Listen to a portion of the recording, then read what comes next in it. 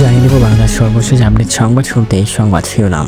শুরুতেই জানিয়ে দেব 138 আসনে প্রার্থী ঘোষণা করল গণতন্ত্র মঞ্চ। বিস্তারিত থাকছে প্রতিবেদনে। এদিকে হাসিনার বিরুদ্ধে সাক্ষ্য দিতে ট্রাইব্যুনালে আসিফ মাহমুদ। বিস্তারিত থাকছে প্রতিবেদনে। আর জানিয়ে দেব এইচএসসির ফল প্রকাশের সম্ভাব্য তারিখ 16 অক্টোবর। বিস্তারিত থাকছে প্রতিবেদনে। এদিকে ওমানে সড়ক দুর্ঘটনায় নিহত 7 জনের বাড়ি সন্দ্বীপে। বিস্তারিত থাকছে প্রতিবেদনে। এবং সর্বশেষ জানিয়ে দেব দেশের সব কর অঞ্চলে রিটার্ন হেল্প ডেস্ক চালু করেছে এনবিআর। এতক্ষণ শুনছিলেন সংবাদ শিরোনাম, এবারে বিস্তারিত। 138 আসনে প্রার্থী ঘোষণা করেছে বাম ও প্রগতিশীল ঘরানার 6টি রাজনৈতিক দলের সমন্বয়ে গঠিত জোট গণতন্ত্র মঞ্চ। ত্রয়োদশ সংসদ নির্বাচনে 300 আসনে প্রার্থী দেওয়ার ঘোষণা দিয়ে প্রথম দফায় এই তালিকা প্রকাশ করে জোটটি। বৃহস্পতিবার ঢাকার রিপোর্টার্স ইউনিট কার্যালয়ে মিলনায়তন গণতন্ত্র মঞ্চের এক সংবাদ সম্মেলনে এই প্রার্থী তালিকা ঘোষণা করেন জোটের সমন্বয়ক রাষ্ট্র সংস্কার আন্দোলনের প্রধান সমন্বয়কারী হাসনাত কাইয়ুম।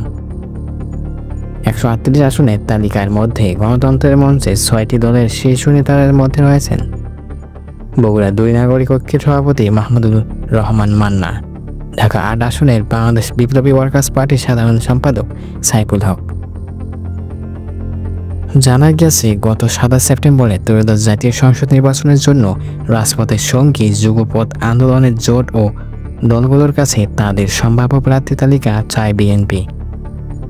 মিত্ররা তালিকা দেওয়ার পরে দলের প্রার্থীদের তালিকা চূড়ান্ত করবে বলে তারা জানিয়েছে। এর আলোকে গণতন্ত্র মঞ্চের শফিকরা কয়েক দফা বৈঠক শেষে তাদের প্রার্থী তালিকা তৈরি করে। আনুষ্ঠানিক ঘোষণার পর এই তালিকা বিএনপির ভারপ্রাপ্ত চেয়ারম্যান তারেক রহমানের সঙ্গে বৈঠকের মধ্য দিয়ে বিএনপিকে দিতে চায় 6 দলীয় এই জোট। সূত্র জানায় ইতিমধ্যে বিএনপির ভারপ্রাপ্ত চেয়ারম্যান তারেক রহমান ও দলটির স্থায়ী কমিটির সদস্য আমির খসরু মাহমুদ চৌধুরী তাদের যুগপথ আন্দোলনের মিত্র দল এবং জোটের শীর্ষ নেতাদের সঙ্গে যোগাযোগ করেছেন। তাদের কাছে সম্ভাব্য প্রার্থী তালিকা চেয়েছেন। কোনো নেতার সঙ্গে আসন নিয়েও কথা বলেছেন, তবে তালিকা জমা দেওয়ার জন্য নির্দিষ্ট কোনো সময়সীমা বেঁধে দেয়নি বিএনপি। এদিকে হাসিনার বিরুদ্ধে সাক্ষ্য দিতে ট্রাইব্যুনালে আসিফ মাহমুদ। চানখার পুলিশ 6 হত্যা মামলায় সাবেক প্রধানমন্ত্রী শেখ হাসিনা সহ আসামিদের বিরুদ্ধে সাক্ষ্য নেওয়া হচ্ছে এখন। সেখানে সাক্ষ্য দিতে ট্রাইব্যুনালে উপস্থিত হয়েছেন আসিফ মাহমুদ সজীব ভুইয়া। আজ বৃহস্পতিবার 2টার দিকে তিনি আন্তর্জাতিক অপরাধ ট্রাইব্যুনালে পৌঁছেছেন।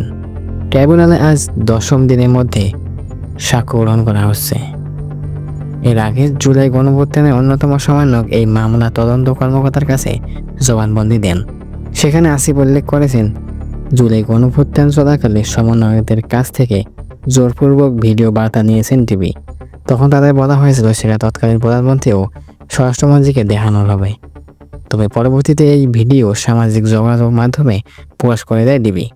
সেই জবানবন্দিতে আসিফ আরও জানান, 19 জুলাই যখন ইন্টারনেট বন্ধ করে রাখা হয়েছিল তখন তার ফোনের জিপিএস ট্র্যাক করে তুলে নেওয়া হয় তাকে। গুম হওয়ার পর বাঁধা চোখ ছিল, সে অবস্থায় 5 দিন কাটিয়েছেন তিনি।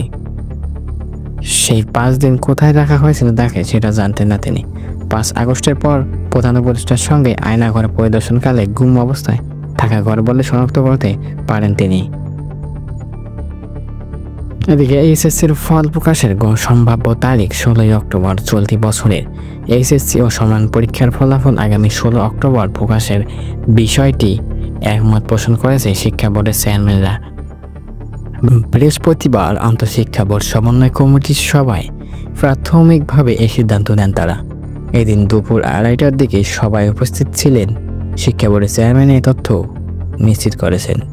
নাম প্রকাশ না করার শর্তে তিনি একটি গণমাধ্যমকে বলেন, চলতি বছরের এইচএসসি পরীক্ষার ফল আগামী 16 অক্টোবরের মধ্যে প্রকাশের বিষয়টি শিক্ষা মন্ত্রণালয়ে প্রস্তাব পাঠানো হয়েছে। মন্ত্রণালয় থেকে অনুমোদন পেলে ওই দিন একযোগে সব বোর্ডের ফল প্রকাশ করা হবে। এবারে এইচএসসি ও সমানের লিখিত পরীক্ষা গত 19 আগস্ট শেষ হয়েছে। ব্যবহারিক পরীক্ষা অনুষ্ঠিত হয় 21 থেকে 31 আগস্ট পর্যন্ত। 12 লাখেরও বেশি পরীক্ষার্থী পরীক্ষায় অংশ নেয়। পাবলিক পরীক্ষা আইন অনুযায়ী লিখিত পরীক্ষা শেষ হওয়ার 7 দিনের মধ্যে ফল প্রকাশ করা হয়। এবার 11টি শিক্ষা বোর্ডের অধীনে পরীক্ষায় বসেন 12,51,111 শিক্ষার্থী।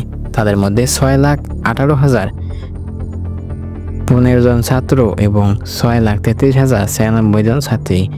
সারা দেশে 2,797টি কেন্দ্রে পরীক্ষা হয়।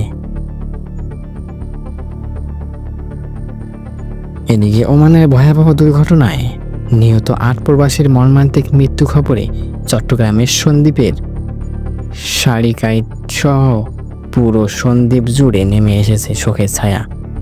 নিহত 8 জনের মধ্যে 7 জনের বাড়ি সন্দ্বীপে, তাদের মধ্যে 5 জনের বাড়ি সারিকাইত ইউনিয়নে। নিহত সন্দ্বীপের 7 প্রবাসী, অপর 2 জনের মধ্যে 1 জনের বাড়ি মাইকভাঙ্গায়, অপরজনের সন্দ্বীপ পৌরসভার রহমতপুরে।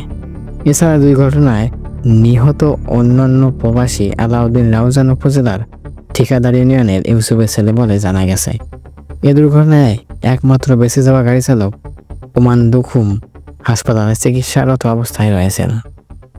জানা যায়, সারাকাইত 2 নং ওয়ার্ডের বাসিন্দা দুর্ঘটনায় নিহত প্রবাসী শাহাবুদ্দিন, বাবলু ও রকি 3 জনের বাড়ি পাশাপাশি একই সমাজে বসবাস ছিল তাদের হারানোর বেদনায় স্বজনদের কান্না রোল এলাকায় আকাশ ভারী করে তুলেছে।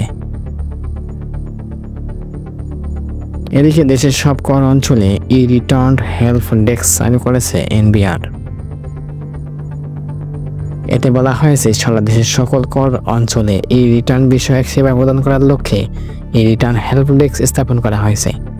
করদাতাগণ নিজ নিজ কর অঞ্চলে সশরীরে উপস্থিত হয়ে অথবা কল হেল্প ডেস্কের নম্বরে যোগাযোগ করে রিটার্ন বিষয়ক সেবা পেতে পারেন।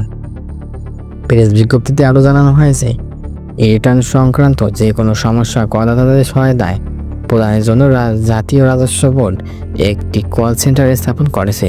উক্ত কল সেন্টারে নম্বরে ফোন করে করদাতাগণ রিটার্ন সংক্রান্ত প্রশ্নের তাৎক্ষণিক টেলিফোনিক সমাধান পাচ্ছেন।